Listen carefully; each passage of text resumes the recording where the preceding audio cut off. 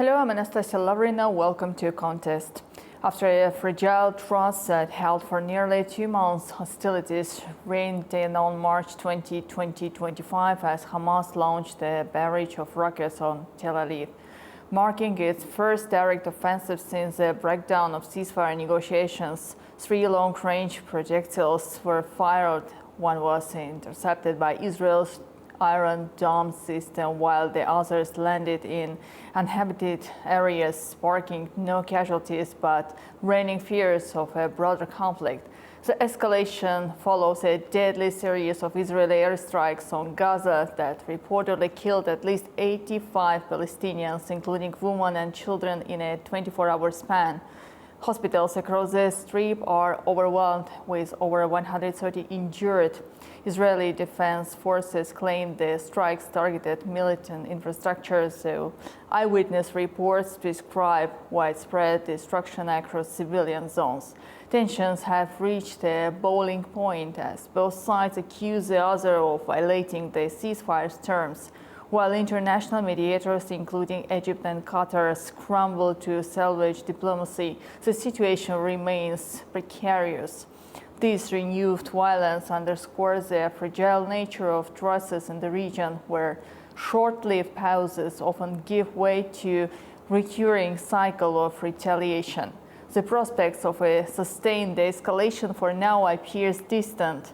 So more on this issue right now, and joining me to discuss this in detail is Adam Scott Bellos, CEO of the Israel Innovation Fund in Washington, D.C. And also today with us, Javad Rana, political analyst from Islamabad, Pakistan. Dear experts, warm welcome to our program. Thank you for having me. Thank you very much. So Adam, let's start with you.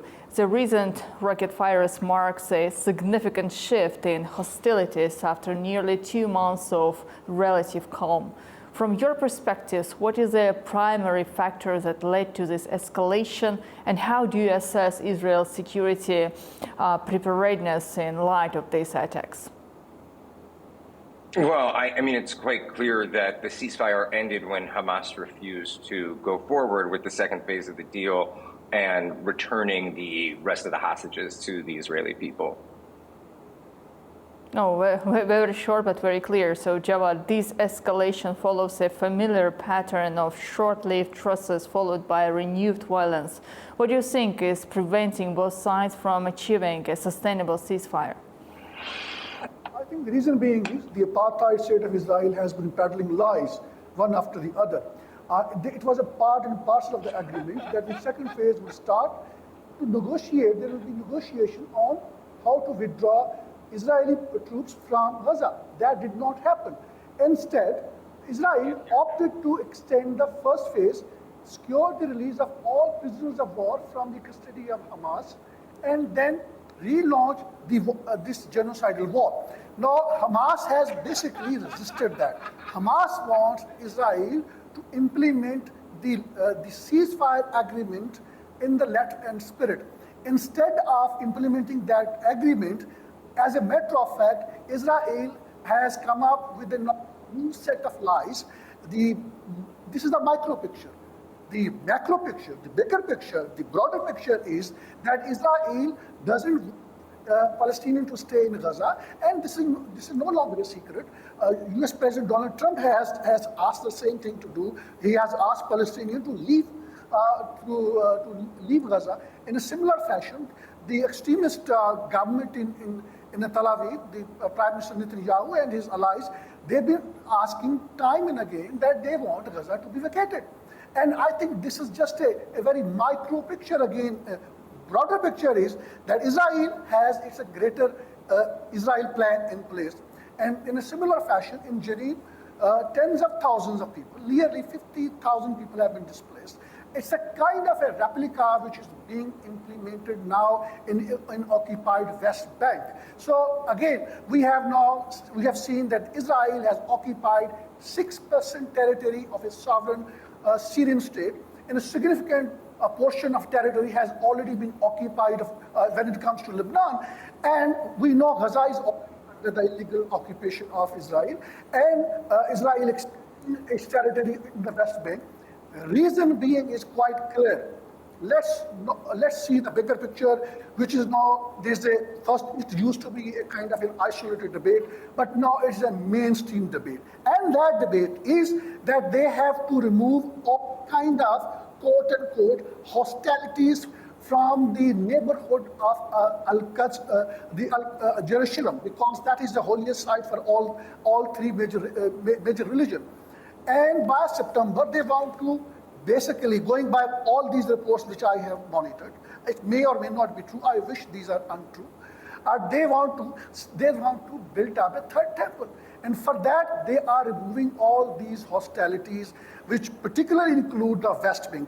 Sooner or later, you will see that happening in case the Muslim countries don't resist. Well, Adam, please, I would like to listen your vision of this situation. I mean, I've never heard anything so ridiculous in my entire life. First of all, sir, the government is in Jerusalem, not in Tel Aviv.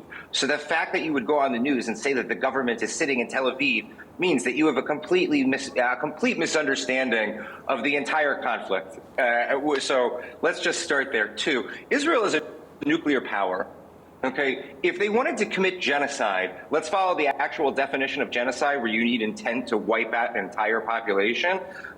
The Gaza population would have been wiped out on October 8th, 9th, and 10th. So let's just be very clear about that. There would have been no use of using ground troops to put Israeli soldiers in harm's way. So when we're talking about genocide, let's actually stick to the definition of genocide and the facts that are on the ground. The entire population of Gaza has been displaced over the last year. It didn't happen over the last 2 days. Next, there was one thing that Hamas needs to do. There's one thing that Hamas needs to do. There's only one thing that Hamas needs to do for this war to end, and that is to return the remaining 59 hostages that are still there, dead and alive. Very, very simple. So you can go on and ramble about a bunch of facts that don't actually make sense, because I don't think any viewer was actually able to follow the narrative that you laid out, other than the fact that a ceasefire was put in place, which was detrimental to any form or any plan that the Israelis had going forward, but was done in order to honor the fact that President Trump was coming into office. And now, after all this time, which Hamas was warned that if they did not return the rest of the hostages, publicly and internationally warned, this ceasefire would break down. It is extremely simple. I don't know what the rant that I just listened to was, but it was completely devoid of any fact whatsoever. Just on the most basic of facts. Well, I'm not really sure what was the rant. What else did you want me to respond to? No, Jawad, please, I have another question for you. It's very interesting to know what is the strategic value of firing rockets by Hamas, knowing that Israel will retaliate harshly. Please, your expression. Let's understand again the situation on the ground. For the last 1.5 years, Israel has completely, cornered Hamas, in the sense that the bordering region has been completely, they have deployed their troops, including Rafah border. There is no reason to believe that Hamas is still getting supplies, or whatever they have. I think that is under the tunnels. They have the weapons, and from there they have been firing back. Now the point is, in a situation when Israel has killed or maimed or disabled or injured at least 10% population of Gaza during last 1.5 years, it has killed 50,000 people, and tens of thousands among them are children. 70% among them are women and the children, and then 80 to 90% of Gaza has been completely destroyed. Completely has been destroyed, and yet your guest says it is not a genocide. International ICC has already issued a arrest warrant of Netanyahu and his outgoing defense minister, on the basis of initial prima facie evidence that it is a genocide, it is a Holocaust, and it is it's a new form of a Hitlerism, which is very much in place in Israel. Adam, please. Let's not forget Adam, the realities of how are the point is, I'm very sorry, Adam. How are civilian casualties in Gaza being accounted for or justified? Could you please give us an answer for that? I think the Ministry of... No. I'm sorry. I'm very sorry, Adam. This is a question for you. How are civilian casualties in Gaza being accounted for or justified? Please, the floor is yours. Well, accounted for and justified are completely different. I don't think anybody can justify any of the death in this war at all, both Palestinian and Israeli.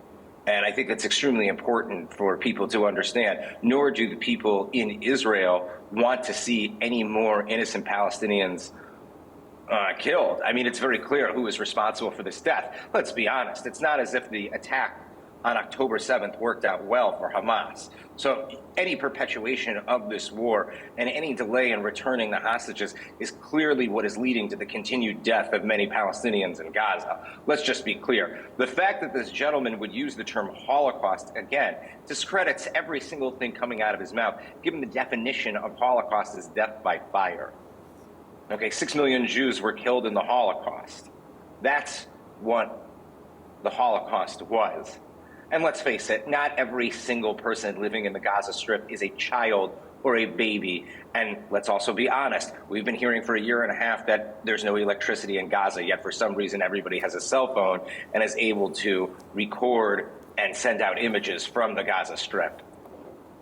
I'm not really sure what narrative this gentleman is perpetuating, but one based in fact is not something that I'm listening to. Jawad, now I would like you to tell us why. I don't think in which world this gentleman lives, where he listens only the lies. I actually live in Tel Aviv. I actually live in the region, which I don't think that you've been to. You don't hear any UN report. You don't hear any international reports. I don't need to hear any UN report other than the fact that we know that Gaza has been used and the UN has been used as a propaganda tool for the Hamas military terrorist organization. This genocidal war is very deadly.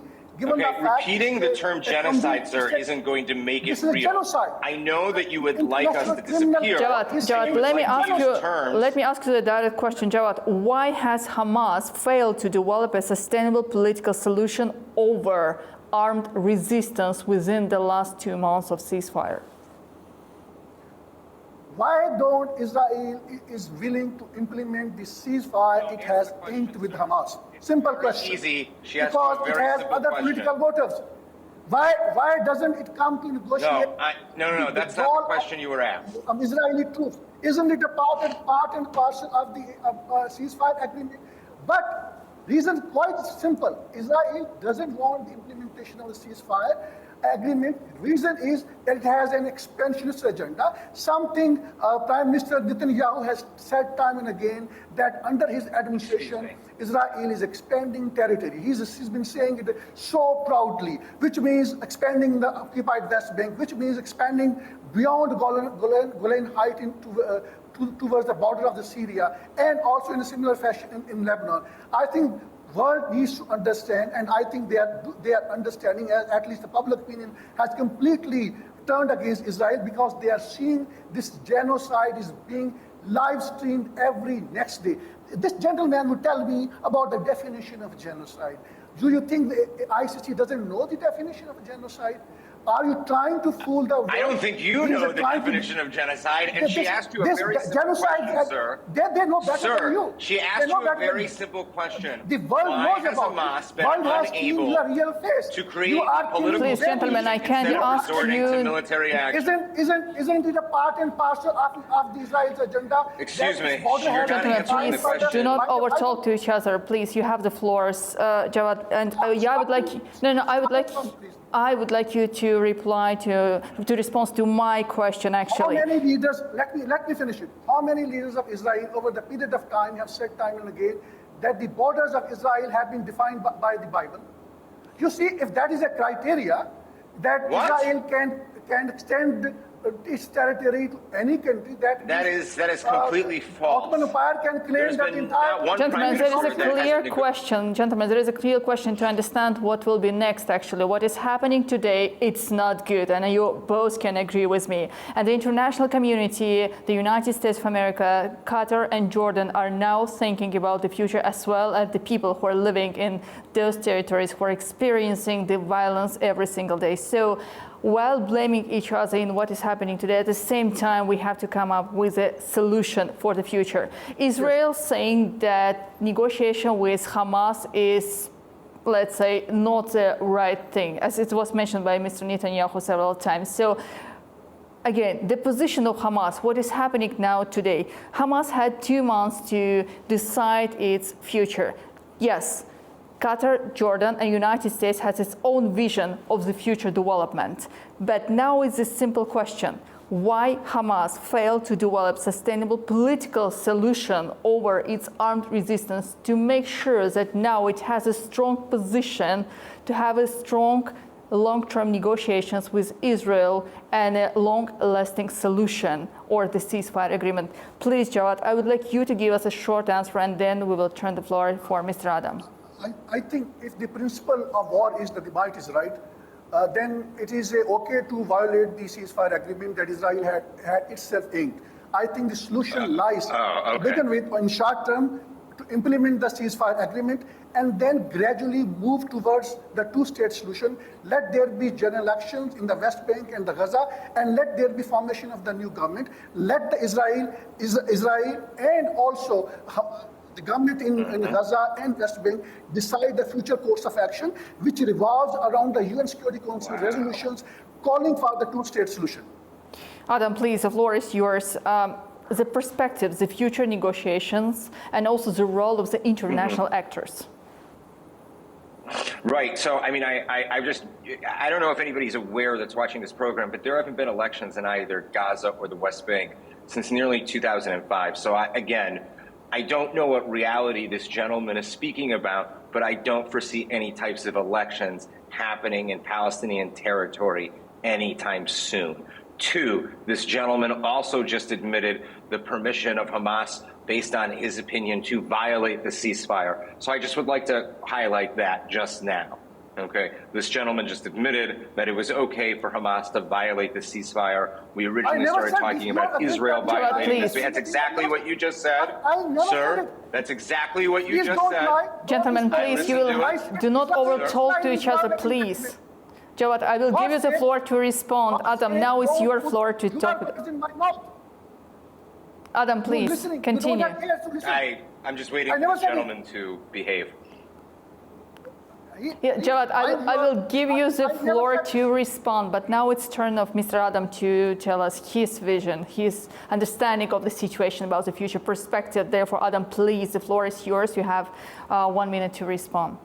Thank you. So it's very clear based on the reality on the ground in Israel that the two-state solution is a vision of the past and will no longer be moving forward until any form of Islamic extremism is eradicated from both the Gaza Strip and the West Bank. It was also reported in the Al Akhbar newspaper, which is connected to Hezbollah, that now the Egyptian president is actually considering to, how would I say this, take in 500,000 people into the Sinai. It's very clear internationally that no one is going to be able to move Hamas towards actually effectively creating any type of diplomatic solution, which means that the only solution for the future safety of Palestinians is going to be their removal from certain areas. And that's only because of the reality of the failed attack of October 7th and the fact that now both the Houthis and Hezbollah has been completely decimated.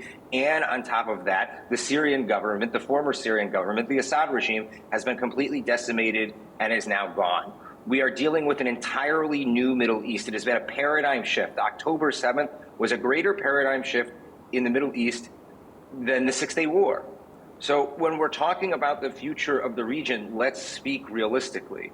The two-state solution died on October 7th. The area that was attacked was the area that was the largest perpetuator of the peacenik ideology that wanted to see Israelis and Palestinians together. The kibbutzes that were eliminated, where there was an attempted genocide. I didn't say a genocide, I said an attempted genocide perpetuated on October 7th. Those were the people who were part of the left wing of Israel that were perpetuating a two-state solution. The two-state solution died on October 7th. It's extremely unfortunate, but that's the reality on the ground, which I don't think this gentleman is familiar with. We are dealing with an entirely new Middle East now. It is an entirely new situation. If we want to move things forward, we have to discuss things in reality. And realistically speaking, there will be no independent Palestinian state in Gaza because no Israeli will ever allow it to exist based on what happened on October 7th. No one will live in that territory if that is the case. In terms of the West Bank, developments are changing every day. But one thing that is for certain is that the Israeli government is rooting out all of Hamas's cells in the West Bank. There is no room for negotiation with an organization that has no diplomatic agenda other than chaos. Well, Jawad, and my last question to you, do you still believe that two-state solution is valid and can prevent any further escalation? There is a consensus among the international community going by all the UN Security Council resolution, going by what USA says, going by what European Union says. Every international body has been saying the two-state solution is the only solution, and there has to be pre-1967 borders. Otherwise, these kind of terrorist attacks, you may call it, but I believe that these were the resistant attacks from Hamas or any other militant groups. Palestinians have every right to resist the oppression of Israel. These kind of October 7 attacks will keep on happening, and Israeli would not live in peace. That would be reality because you are giving them a cause to fight for. Going by what outgoing U.S. Secretary of State said, that Hamas has recruited more and more militants as much as it has lost. Now Israel has more enemies than friends, if we compare it before October 7. So I think, dispassionately speaking, in my view, there are two solutions. If Israel is not willing to accept the two-state solution, there is an out-of-box solution that I can suggest. Let the East Jerusalem, other territory along with the East Jerusalem, Gaza and West, let this be annexed by Jordan, and Gaza could be annexed by Egypt. That could be a possible solution. But gentlemen, I'm sorry, we are running out of time. We have to conclude our today's discussion. And East Jerusalem could be annexed by Jordan. Gentlemen, thank you so much for joining our talk today. I do believe that we will continue talking and discussing the latest development in the Middle East. And so as rockets light in the sky and diplomacy hangs by a thread, the question isn't just who fired first, but who's willing to speak last. Until words overweight weapons, peace remains a headline we have yet to write. Dear viewers, stay informed, stay engaged. This story is far from over.